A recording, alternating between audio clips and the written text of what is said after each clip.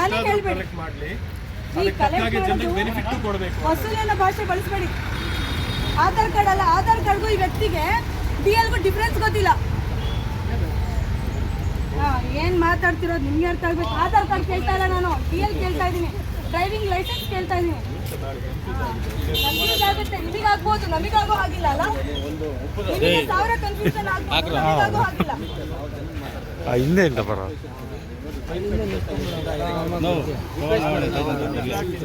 ನೀವೇನ ಮಾಡಿ ಸರ್, ನೀವು ಬಿಗ್ರಾಡಿ ಏನಾರ ಮಾಡಿ, ನಮ್ಗೆ ಬೇಡ. ನಿಮ್ಮ ಡ್ರೈವಿಂಗ್ ಲೈಸೆನ್ಸ್ ತೋರಿಸಿ, ನಿಮ್ಮ ಡ್ರೈವಿಂಗ್ ಲೈಸೆನ್ಸ್ ತೋರಿಸಿ, ಆಧಾರ್ ಕಾರ್ಡ್ ನನಗೆ ಬೇಡ.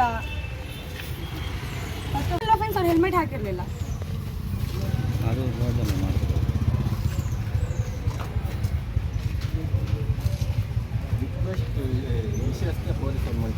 ನೀವು ಸಂಬಂಧಪಟ್ಟ ಇಲಾಖೆಗೆ ತಿಳಿಸಿ. ರೋಡ್ ಸಂಬಂಧಪಟ್ಟಿದ್ದು ಒಂದು ಇಲಾಖೆ ಇದೆ, ಅವರು ಕೆಲಸ ಮಾಡ್ತಿದ್ದಾರೆ, ತಿಳಿಸಿ ಅವರಿಗೆ. ರೋಡ್ ಇಲ್ಲ ತೋರಿಸಿ. ನನ್ನ ಕೆಲಸ ಅದು ರೋಡ್ ರೆಡಿ ಮಾಡೋದು. ನನ್ಗೇನಿದೆ ಜವಾಬ್ದಾರಿ ಇದೆ, ನಾನು ಅದನ್ನ ಮಾಡ್ತಾ ಇದ್ದೀನಿ. ರೋಡ್ ರೆಡಿ ಮಾಡಿಸಿ ಅಂದ್ರೆ ನನಗೆ ಅಂದ್ರೆ ಸರ್, ಮತ್ತೆ ನನಗೆ ಕೇಳಿದ್ರಿ. ನಾನು ಹೇಳೋ ರೀತಿಯಾಗಿ ಹೇಳಿದ್ದೀನಿ.